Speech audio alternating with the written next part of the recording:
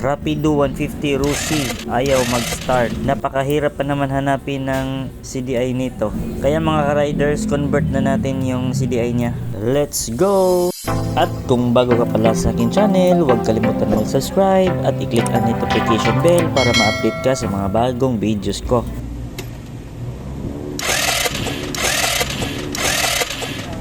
Wala talagang kuryente, hindi talaga aandar to. Ito na yung CDI ng Rapid 150. Ano kayang pwede nito?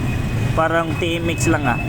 Try kaya natin yung sa TMX 155. Nandito sa gilid yung CDI diagram ng TMX 155. Try natin kung aandar ba to. Ang 4-wire CDI ay nangangahulugan lamang na battery operated ang CDI.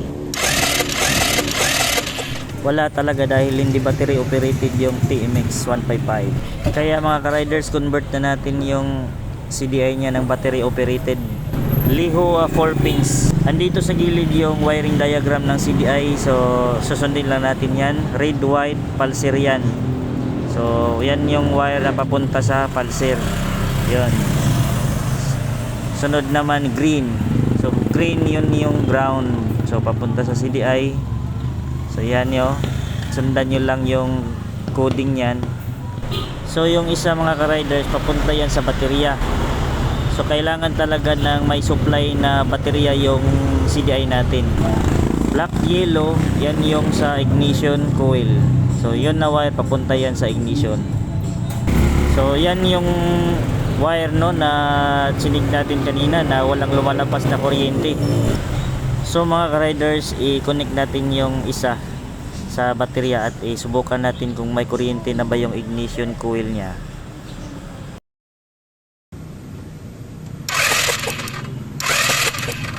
So yun mga ka-riders no, tumpak, may kuryente na. Try natin ulit kung okay na ba yun. Alright.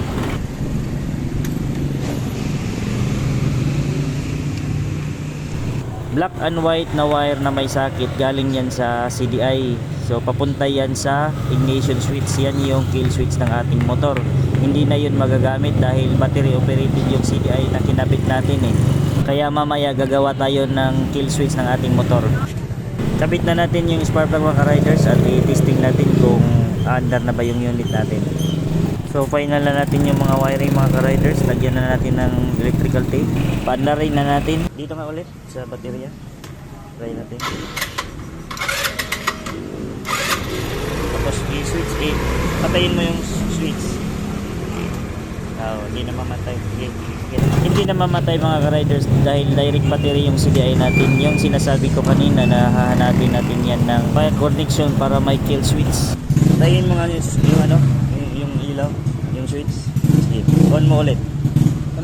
Ayan, okay na. May nahanap na tayo ng wire connection na pwede natin madugtungan sa ating CDI para magkaroon ito ng kill switch. Sige, start mo.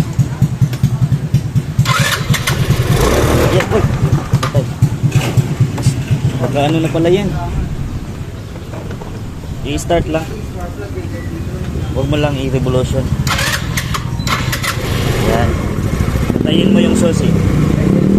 Mamamatay na ba? Ayan, okay na. Okay na yan. At kung may natutunan ka sa aking videos, baka naman comment below, like, and share naman mga ka-rider. Salamat.